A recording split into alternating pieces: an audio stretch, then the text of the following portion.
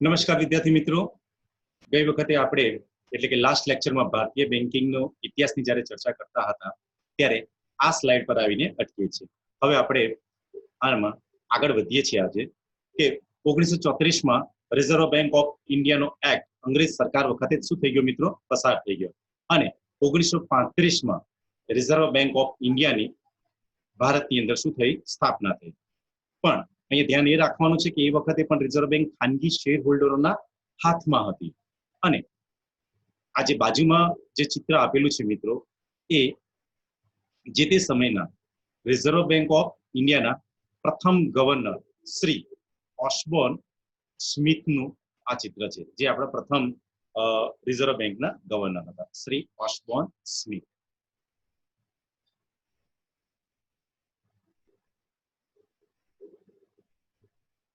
આગળ જોઈએ તો મિત્રો, એનો મતલબ એમ થયો કે રિઝર્વ બેંક ઓફ ઇન્ડિયાએ હવે ઇમ્પિરિયલ બેંક ઓફ ઇન્ડિયાનું સ્થાન લીધું હતું.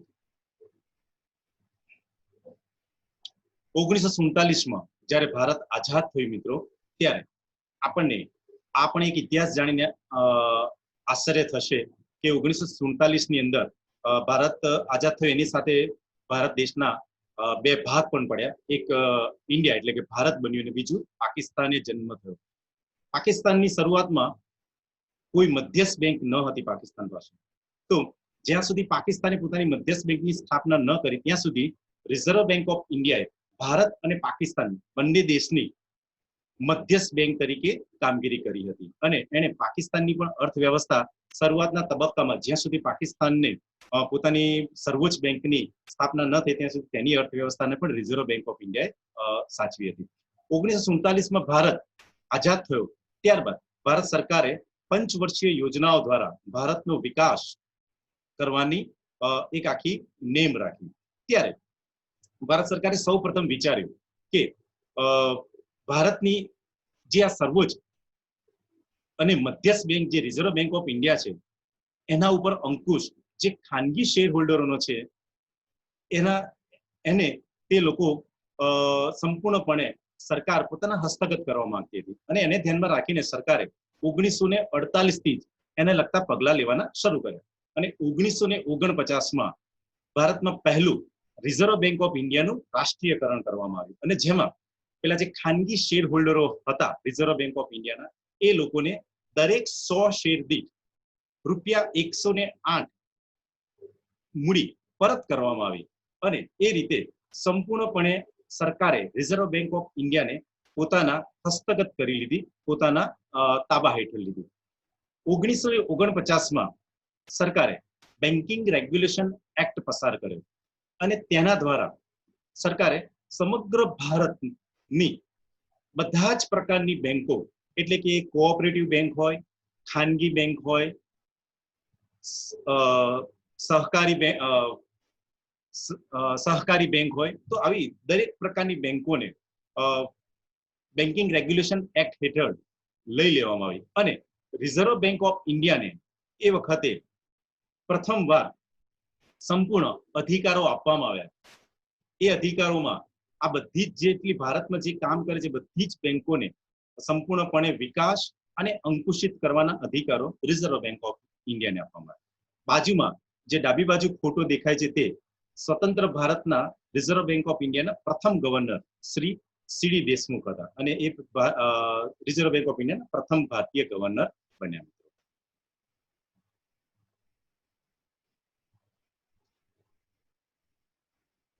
આમ રિઝર્વ બેંક ઓફ ઇન્ડિયાના પ્રથમ ગવર્નર સર ઓસ્બોર્ન એ સ્મિથ છે, જેને 1935માં રિઝર્વ બેંકનો હવાલો સંભાળ્યો. અને સ્વતંત્ર ભારતના રિઝર્વ બેંક ઓફ ઇન્ડિયાના પ્રથમ ગવર્નર શ્રી સીડી દેશમુખ છે.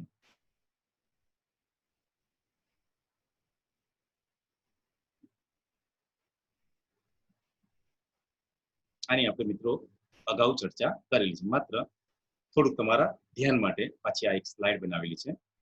આગળ મિત્રો આપણે જોઈએ તો સ્વાભાવિક છે કે રિઝર્વ બેંક ઓફ ઇન્ડિયાની પોતાની કોઈ શાખાઓ ન હતી. આમ ભારત સરકાર જે કંઈ શહેરો અથવા ગામડાઓ સુધી, રાજ્યો સુધી જે કંઈ વિકાસલક્ષી કાર્યક્રમો કરતા હતા, અથવા જરૂરી નાણાં અથવા જરૂરી બેન્કિંગ સેવાઓ અથવા તો સરકારની જે સેવાઓ છે લોકો સુધી પહોંચાડવા માટે સરકાર પાસે અન્ય કોઈ માધ્યમ ન હતું. આને ધ્યાનમાં રાખીને 1955માં જેને આપણે ઇમ્પિરિયલ બેંક ઓફ ઇન્ડિયા કહીએ છીએ, જો થોડો ઇતિહાસ જોઈએ તો 1920માં 3 presidency bank, bank of Bengal, bank of Madras અને બેંક ઓફ બોમ્બે, એ ત્રણેયનું ભેગી કરીને ઇમ્પિરિયલ બેંક ઓફ ઇન્ડિયા બનાવવામાં આવી હતી. અને ઇમ્પિરિયલ બેંક ઓફ ઇન્ડિયાને 1955માં રાષ્ટ્રીયકરણ કરીને, એટલે કે ખાનગી શેર હોલ્ડરોને એના પૈસા પરત કરીને સરકારે બધા શેર ખરીદ્યા અને એનીમાંથી સ્ટેટ બેંક ઓફ ઇન્ડિયાની શું કરવામાં આવી, રચના કરવામાં આવી. એટલે કે એનું નામાધિકરણ પણ કરવામાં આવ્યું. ઇમ્પિરિયલ બેંક ઓફ ઇન્ડિયામાંથી સ્ટેટ બેંક ઓફ ઇન્ડિયા બનાવવામાં આવ્યું. તો તમે જો 1806 થી સ્ટેટ બેંક ઓફ ઇન્ડિયા અસ્તિત્વ ધરાવે છે, એટલે છેલ્લા કેટલાય 200-300 વર્ષનો ઇતિહાસ એ સ્ટેટ બેંક ઓફ ઇન્ડિયાનો છે. આમ કહેવાય કે પેલો મહાભારતમાં જેમ ભીષ્મ પિતામહે પોતાની 4 પેઢીઓ સુધી જોયું, એમ અત્યારે જે સ્ટેટ બેંક ઓફ ઇન્ડિયા છે એને ભારતનો લગભગ, જો તમે બેન્કિંગનો ઇતિહાસ શરૂઆત કરો તો ત્યાંથી સ્ટેટ બેંક ઓફ ઇન્ડિયાની શરૂઆત થાય, તો અત્યાર સુધી સ્ટેટ બેંક ઓફ ઇન્ડિયા એ પોતાનું અસ્તિત્વ ધરાવે છે. અને આજે પણ એ ભારતની સૌથી મોટી અને ભારત સરકારની મહત્વની બેંક તરીકે કાર્ય કરી રહેલી છે. અને આજે પણ જ્યાં જ્યાં રિઝર્વ બેંક ઓફ ઇન્ડિયા પહોંચી નથી શકતી, ત્યાં state Bank of India reserve Bank of ઇન્ડિયાના એજન્ટ તરીકે મહત્વનું કામ સરકારી બેંક તરીકે કરે છે. તો સ્ટેટ બેંક ઓફ ઇન્ડિયા 1806 થી અત્યાર સુધી. એ સાથે 1959માં બીજી 7 બેંકો જે અમુક રાજ્યોમાં અસ્તિત્વ ધરાવતી, દાખલા તરીકે આપણા ત્યાં સૌરાષ્ટ્ર બેંક હતી, તો એને પણ આવી જે 7 બીજી બેંકો હતી એને પણ SBI ની સબસિડરી બેંક બનાવવામાં આવી અને એમનું પણ 1959માં રાષ્ટ્રીયકરણ કરવામાં આવ્યું અને એને સ્ટેટ બેંક ઓફ ઇન્ડિયાની શું બનાવી દેવામાં આવી, સબસિડરી બેંક. દાખલા તરીકે આપણા ત્યાં છે સ્ટેટ બેંક ઓફ સૌરાષ્ટ્ર, એવી બીજી 7 બેંકોને સ્ટેટ બેંક ઓફ ઇન્ડિયાની શું બનાવી દેવામાં આવી, સબસિડરી બેંક બનાવવામાં આવી. અને એમણે પણ સ્ટેટ બેંક ઓફ ઇન્ડિયાની સાથે જ કામગીરી શું કરી મિત્રો, શરૂ કરી.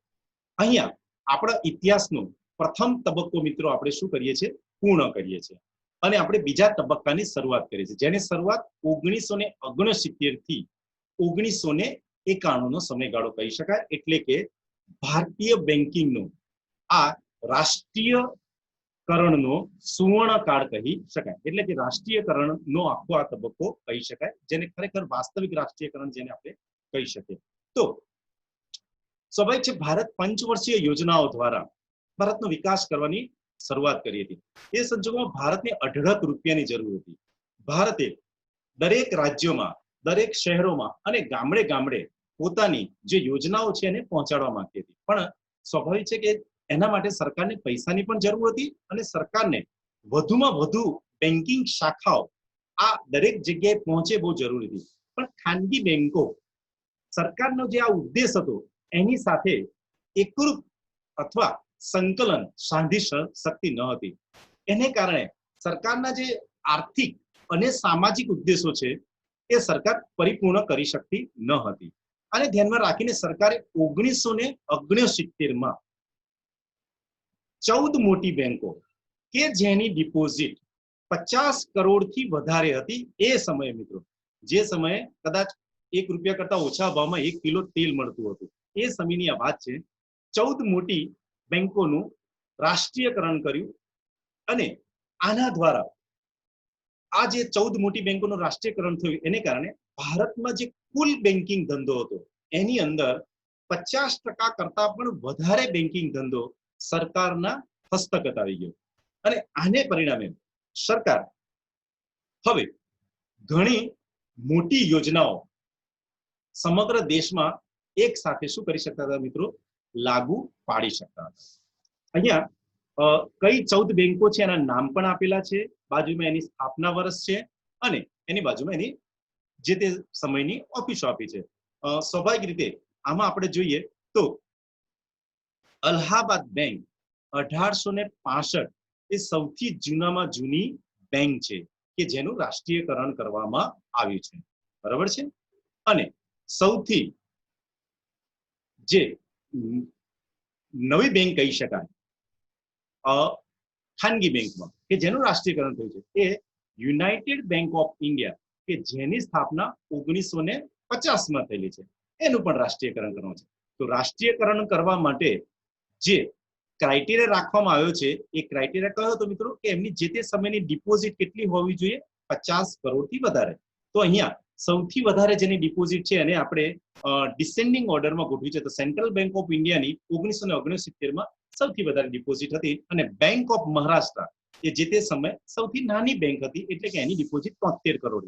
તો આ બધી જ બેંકોનું સરકારે શું કરી નાખ્યું મિત્રો, 1969માં રાષ્ટ્રીયકરણ કરી નાખ્યું અને સરકારે પોતાના હસ્તગત આ બધી બેંકો લઈ લીધી. અહીંયાનું આખું લિસ્ટ આપણે આપેલું છે. આગળ જો મિત્રો જોઈએ તો આને કારણે સ્વાભાવિક છે સરકાર પાસે બેંકનો એક સારો એવો રૂપિયો પોતાના હસ્તગત થયો અને સરકાર પોતાની યોજનાઓ પોતાના દેશના અલગ અલગ પ્રદેશોમાં સારી રીતે પહોંચાડી શકે. આની સફળતાને ધ્યાનમાં રાખીને જ ઇન્દિરા ગાંધીની જ્યારે 1980માં ફરીથી સરકાર રચાઈ ત્યારે એમણે બીજી 14 બેંકોનું જે રાષ્ટ્રીયકરણ કર્યું હતું એ સિવાય બીજી 6 મોટી બેંકો 1980માં ત્યારે એવો ક્રાઇટેરિયા રાખ્યો કે રૂપિયા 200 કરોડથી વધારે ડિપોઝિટ ધરાવતી હોય એવી બેંકો નું રાષ્ટ્રીયકરણ કરવામાં આવ્યું. આમ આગળ 14 અને અત્યારે 6 એમ કરીને 20 બેંકોનું શું કરવામાં આવ્યું મિત્રો, રાષ્ટ્રીયકરણ થઈ ગયું. આ બીજી 6 બેંકોનું રાષ્ટ્રીયકરણ કરવાથી એક સાથે લગભગ 80% કરતા પણ વધારે ભારતમાં જે બેન્કિંગ ધંધો હતો એ સરકારના હાથમાં આવી ગયો અને આને કારણે સરકાર હવે સમગ્ર ભારતમાં પોતાની યોજનાઓ આ બેન્કિંગ થકી સરળતાથી શું કરી શકી, પહોંચાડી શકી. તો 1980માં જે પેલી 6 બેંકો હતી એમાં Andhra bank, corporation bank, new bank of India, oriental bank of commerce, Punjab અને સિંધ બેંક અને વિજય બેંક. આમ કુલ આ 6 બેંકો. આમ તમે જો તો સૌપ્રથમ રિઝર્વ બેંક ઓફ ઇન્ડિયાનું રાષ્ટ્રીયકરણ થયું, ત્યારબાદ સ્ટેટ બેંક ઓફ ઇન્ડિયા. એટલે જો આપણે સ્ટેટ બેંક ઓફ ઇન્ડિયાને પબ્લિકલી કંપની ગણીએ તો એક એ 20 આ એટલે 21 અને પેલી 6 બેંકો સ્ટેટ બેંક ઓફ ઇન્ડિયા. તો કુલે 27 જેટલી બેંકોનું 1980 સુધી શું કરવામાં આવ્યું મિત્રો, રાષ્ટ્રીયકરણ કરવામાં આવ્યું. ચોક્કસ રાષ્ટ્રીયકરણ કરવાથી સરકારના હસ્તગત એક બેન્કિંગનો બહુ જ મોટો ધંધો આવી ગયો. બેન્કિંગનો ખૂબ મોટી કામગીરી સરકાર હસ્તગત આવીને સરકાર પોતાની યોજનાઓ લાગુ પાડી શકે. આના જેટલા ફાયદા છે એની સામે કેટલીક મર્યાદાઓ પણ એ આવી કે જેમ બાકીની સરકારી ખાતાઓમાં જે આપણે એમ કહીએ છીએ કે કામ ખૂબ ધીમું થતું હતું અને બીજું કે જે સરકારે જે દેશનો ઝડપી આર્થિક વિકાસ કરવો હતો એમાં કેટલીક જગ્યાએ અંતરાયો પણ ઉભા થયા. તો બેન્કિંગ ક્ષેત્રે પણ આ થોડી ઢીલાસ જોવા મળી અને બેન્કિંગ ક્ષેત્ર સંપૂર્ણપણે રાષ્ટ્રીયકરણ થઈ જવાથી બેન્કિંગ ક્ષેત્રે પણ જે નવી ખાનગી બેંકોનો પ્રવેશ થવો જોઈએ એ આના કારણે અટકી ગયો હતો અને એ પણ ભારતના આર્થિક ધીમા વિકાસ માટે કારણભૂત બનતું હતું.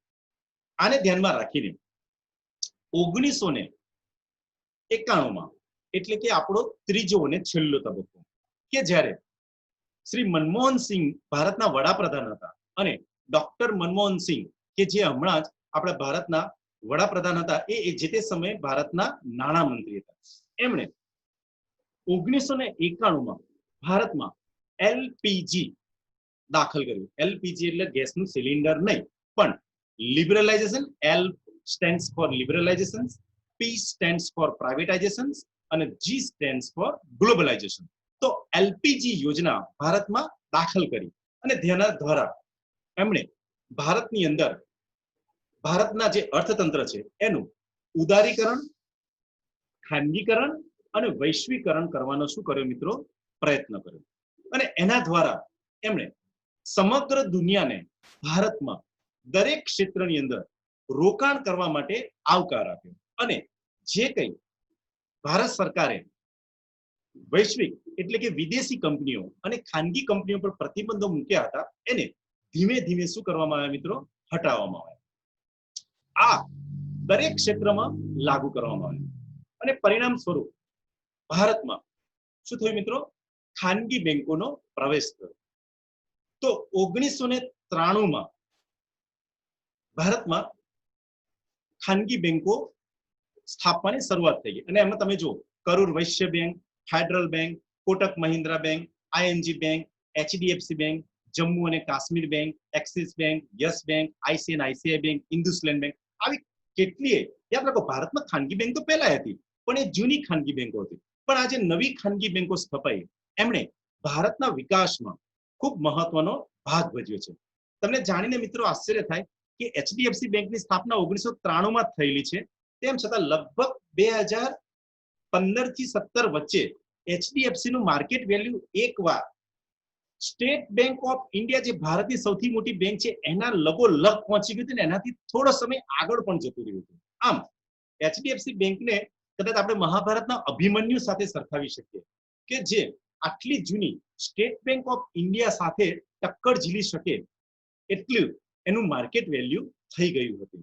આમ ખાનગી બેંકોએ ભારતમાં બહુ ઝડપથી પોતાનો વિકાસ કર્યો અને આ બેંકોએ પોતાનો પગ ખૂબ મજબૂત રીતે અર્થતંત્રમાં પોતાનો પગ જમાવ્યો અને આમાંની ઘણી બેંકો અત્યારે નફાકારક છે અને દેશની જે સર્વોચ્ચ બેંક છે એની અંદર શું કરે છે મિત્રો, સ્થાન ધરાવે છે.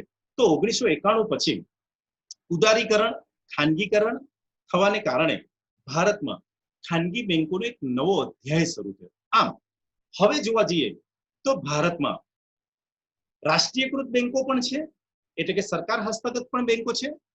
ખાનગી બેંકોમાં બે ભાગ પડે છે, જૂની ખાનગી બેંકો પણ છે, આ નવી ખાનગી બેંકો છે અને એ સાથે સહકારી બેંકોનો પણ ભારતમાં સમાવેશ થાય છે. તો આવી રીતે અત્યારે ભારતમાં વિવિધ પ્રકારની અનેક બેંકોનો સમાવેશ શું થાય છે મિત્રો, એક સાથે સમાવેશ થઈ રહ્યો છે.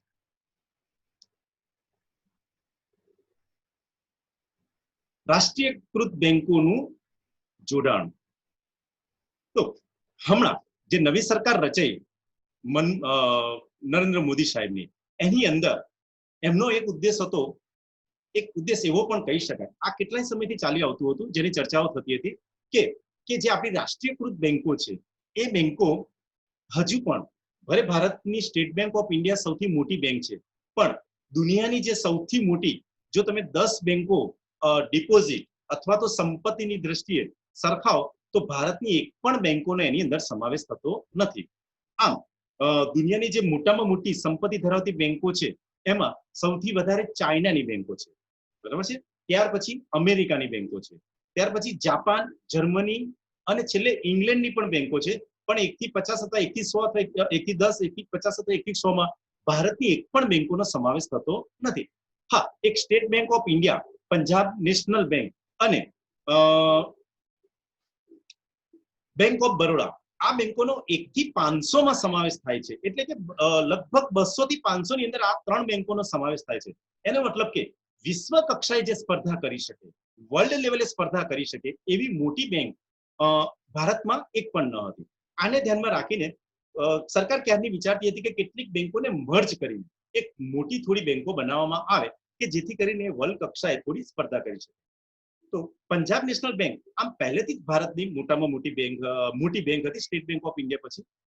તો પંજાબ નેશનલ બેંકની અંદર હમણાં જ ભારતે જે મર્જર પ્રક્રિયા શરૂ કરી એની અંદર પંજાબ નેશનલ બેંકની અંદર ઓરિએન્ટલ બેંક ઓફ કોમર્સ અને યુનાઇટેડ બેંકને સમાવીને પંજાબ નેશનલ બેંકની અંદર સમાવી લીધી. પરિણામ સ્વરૂપ પંજાબ નેશનલ બેંક એ ભારતની સૌથી મોટી બીજી મોટામાં મોટી બેંક બની ગઈ.